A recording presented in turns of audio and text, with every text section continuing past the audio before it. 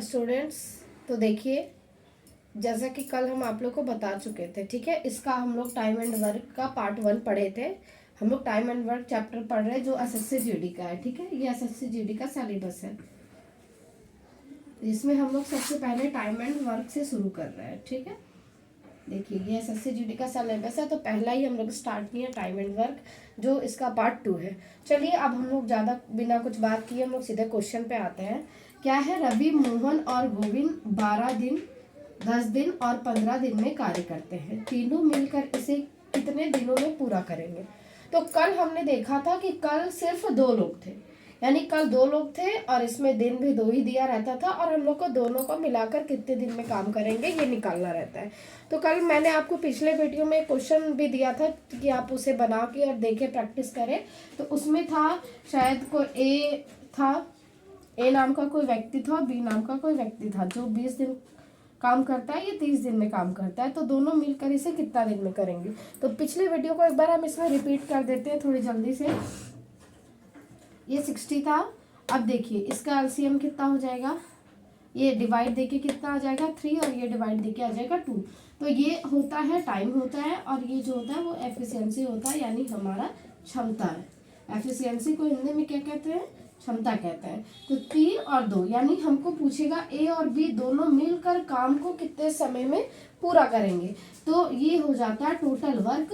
तो total work है 60, और दोनों की क्षमता, इसका 3 है इसका 2 है, तो दोनों की क्षमता मिला के ये हमारा 12 जो है वो 12 दिन ये आंसर आ जाएगा, ठीक है। तो ये क्वेश्चन मैंने आपको करने के लिए दिया था पिछले वीडियो में, तो इसको मैं एक बार रिपीट कर दे रही थी। चलिए अब आज हम लोग इससे थोड़ा कुछ अलग सीखते हैं, ठीक है।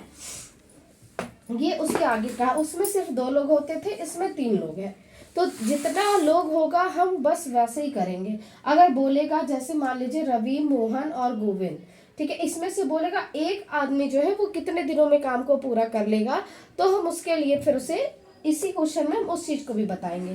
तो देखिए ये हम इसको शॉर्ट में लिख लेते हैं, रवि, मोहन और ये है गोविंद, ठीक है। रवि कितने दिनों में काम को कर रहा है? रवि 12 दिनों में काम को कर रहा है, ठीक है। और मोहन कितने दिनों में कर रहा है? 10 दिनों में। और गोविंद कितने दिनों में कर रहा है? 15 दिनों में, ठीक है। तो इन तीनों के का एलसीएम क्या होगा बताइए?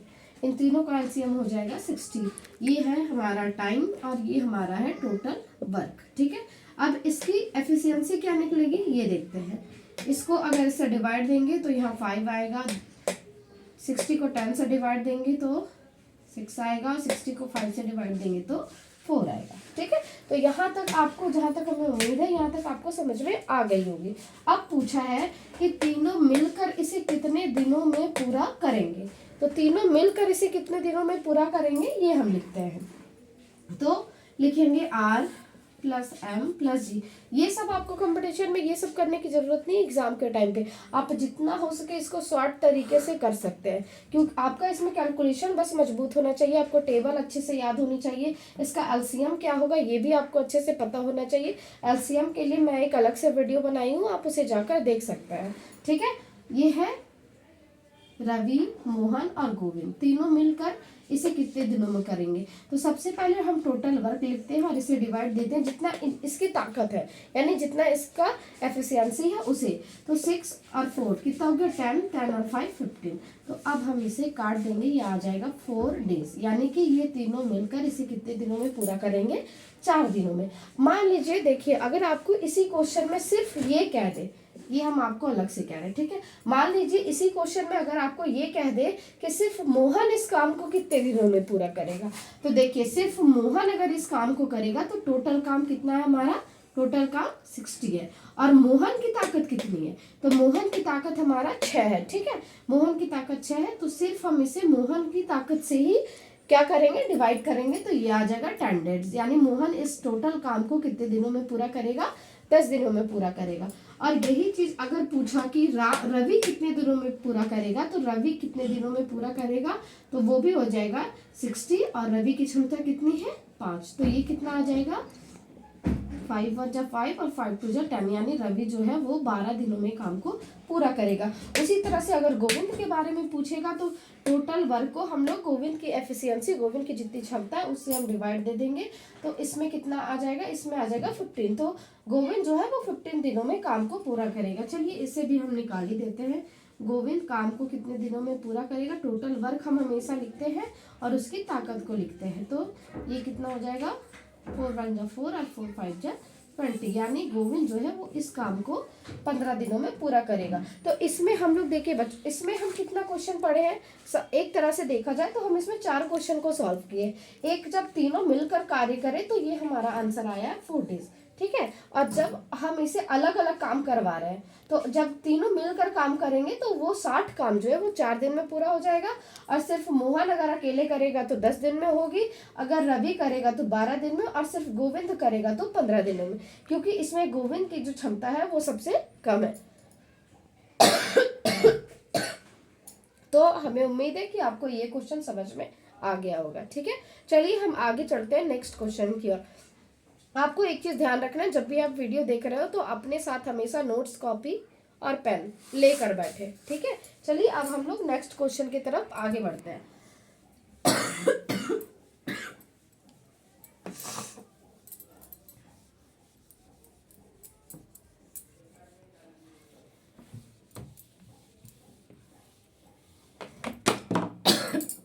अब हम लोग टाइम एंड वर्क में ही कुछ अलग तरह के क्वेश्चन पढ़ते हैं। जैसे मान लीजिए ए किसी कार्य को 1575 दिनों में तथा बी इसी कार्य को 1050 दिनों में पूरा करता है, ठीक है। तो A + B इसे कितने दिनों में पूरा करेंगे, ठीक है। क्वेश्चन तो सेम ही लग रहा है आपको भी, क्योंकि उसमें भी एक किसी काम को इतने दिनों में करता था, बी इसी काम को इतने दिनों में करता था। तो दोनों मिला के या किसी एक से पूछ जाए कि एक से कार्य करवाना है तो कितने दिनों में करेगा, और दोनों मिलके करेंगे तो कितने दिनों में करेगा। तो चलिए इसे हम, लेकिन यहाँ पे आपको दिख रहा है कि उसमें 10 रहता था, 20, 30 यानी छोटा डिजिट रहता था, तो उसमें हम एलसीएम आसानी से निकाल पाते थे। लेकिन इसमें जो है वो 1575 है, इसमें 1050 है, तो इसका एलसीएम लेने में हमें थोड़ा टाइम लगेगा, ठीक है। लेकिन इसे हम बिना एलसीएम लिए हम इसे बना सकते हैं। उसके लिए एक फार्मूला क्या होता है, A × B / A + B, यानी कि ये जो है वो इस फार्मूले से इस क्वेश्चन को बनाएंगे तो इसका आंसर भी आ जाएगा और आसानी से सॉल्व भी हो जाएगा। हमें इसमें एलसीएम लेने की जरूरत भी नहीं होगी। लेकिन हाँ, बस आपका टेबल मजबूत होना चाहिए, तब ये क्वेश्चन आप आसानी से बस कुछ ही सेकंडों में पूरा कर सकते हैं। देखिए A × B, यानी A जो है वो पहला व्यक्ति है, B जो है वो दूसरा व्यक्ति है, चाहे यहाँ व्यक्ति का नाम दिया हो या AB दिया हो या PQ दिया हो या XY कुछ भी दिया हो, ठीक है। तो A × B है, ठीक है। A × B यानी A जो है वो क्या है, एक का कितना दिन है बताइए। A जो है वो 1575 है, ठीक है, सॉरी 1575 है, इंटू B यानी B के दिन कितना है 1050, ठीक है। B के दिन जो है वो है 1050। अब देखिए इसको जब हम नीचे बोला है A + B, यानी A + B बोला है तो दोनों को हम जोड़ देंगे, यानी इन दोनों को जोड़ के हमें नीचे लिखना है। 0 और 5 कितना हो जाएगा 5, 5 और 7 12 का 2, हाथ में कितना हो गया 1, 5 और 0 5 और 1 6 और 1 1 2, यानी कि ये हमें ऐड करके आ गया और ये ऊपर जो है वो मल्टीप्लाई करके। तो अब बस हमें इसे काटना है, ठीक है। इसे थोड़ा नीचे लिखते हैं, इसे थोड़ा नीचे लिख लेते हैं ताकि हमें काटने में आप लोग को अच्छे से दिखे, जगह थोड़ी कम है। 1575 × 1050, ठीक है, कितना आया था 5 12 6 2 ये है, ठीक है। चलिए इसे अब हम काटते हैं। सबसे पहले इसे देखेंगे, ऊपर तो 0 है, नीचे 0 है नहीं, तो वो तो कटेगा नहीं। तो इसे 5 के टेबल से शुरू करते हैं। 5 5 जा 25, 1 5 2 जा 12, 5 5 जा 25, ये 5 के टेबल से कट गई, ये भी कटेगी। 5 3 जा 15, 5 1 जा 5 और 5 5 जा 25। अब फिर से ये 5 के टेबल से कटेगी। 5 1 जा 5 0, 5 5 जा 25, इसे भी 5 से काटते हैं। 5 6 जा 30 और 5 3 जा 50, ये हो गया। फिर देखिए 5 2 जा 10, 5 1 जा 5, ये हो जाएगा। 5 2 जा 10, 5 1 जा 5 और ये 0। अब देखिए ये किसके टेबल से काटेगी बताइए? ये 7 के टेबल से। 7 3 जा 21 और 7 9 जा 63।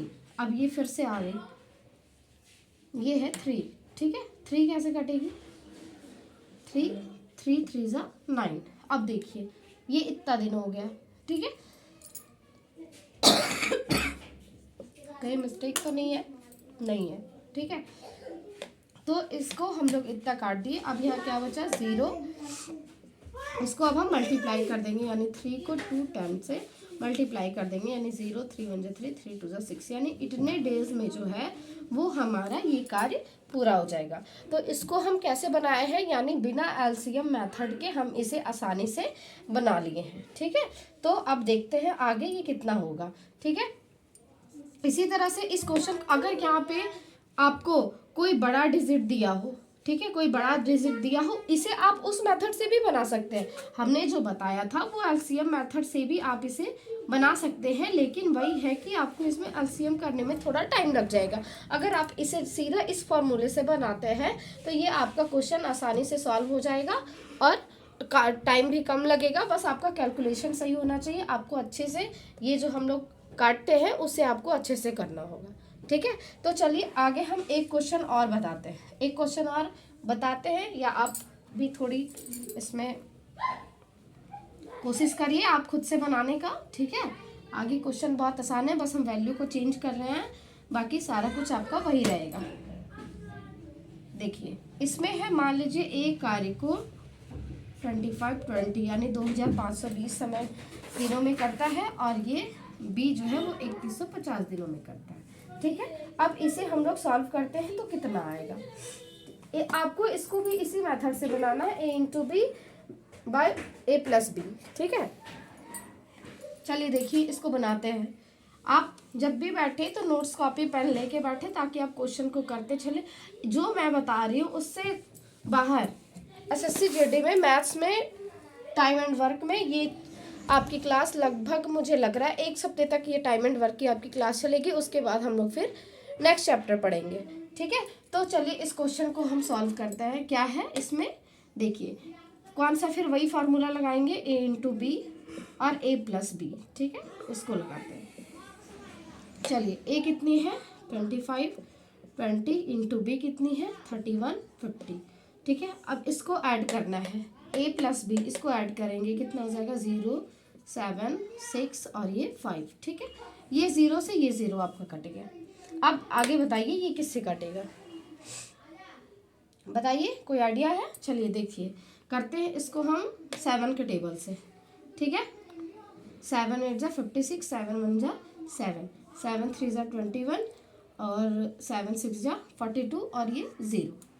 यहाँ तक कोई दिक्कत है? इसको 9 से करते हैं, 9 9 जा 81 और इसको 9 4 जा 36 0। अब देखिए आपको जब भी काटना है तो आपको अगर कैलकुलेशन सही है तो बड़े टेबल से काट सकते हैं, और नहीं अगर कैलकुलेशन सही है तो आप छोटे टेबल से पहले उसको रिवीजन करिए, उसके बाद सीख जाइए, तभी आप एग्ज़ाम में जो है वो टाइम को मैनेज कर पाएंगे। वरना टाइम मैनेज नहीं हो पाएगा, क्योंकि 100 क्वेश्चन के लिए नहीं, सॉरी 80 क्वेश्चन के लिए मात्र आपको 60 मिनट ही मिलेंगे, ठीक है।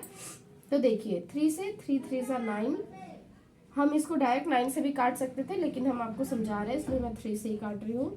3 1 जा 3 0, 3 5 जा 15, ठीक है। ये तो 0 कट चुका था। अब यहाँ हो जाएगा 3 1 जा 3, 3 3 जा 9 और 3 5 जा 15, यानी हमारा कितना आ गया? 40 इंटू 35, यानी 40 इंटू 35 आ गया। अब इसको मल्टीप्लाई कर देंगे, 0 4 5 जा 20 का 0, हाथ में 2, 4 3 12 और 2 14, यानी कितना डेज आ गया हमारा 1400। इतना डेज आ गया है, तो ये हमारा आंसर हो गया है। ठीक है, हमें उम्मीद है कि आपको ये भी क्वेश्चन आसानी से समझ में आ गई होगी। अगर आपके पास शारदा पब्लिकेशन की एक बुक आती है जिसे आप खरीद के और इन सभी क्वेश्चन की अच्छे से प्रैक्टिस कर सकते हो, उसमें बहुत अच्छा क्वेश्चन ये सब दिया गया है। ठीक है, अगर आप उसे रिपीट करोगे या उससे इसका सॉल्यूशन करोगे तो आसानी से बन जाएगी, और जितना रिवाइज करोगे उतना अच्छा होगा आपके लिए, और हमें उम्मीद है कि आप अच्छे से कर पाओगे। चलिए, अब हम आपसे मिलते हैं नेक्स्ट क्लास में। तब तक हमारे चैनल को लाइक, सब्सक्राइब एंड शेयर करें, और हमारे चैनल से देखें और सीखें। Thank you so much.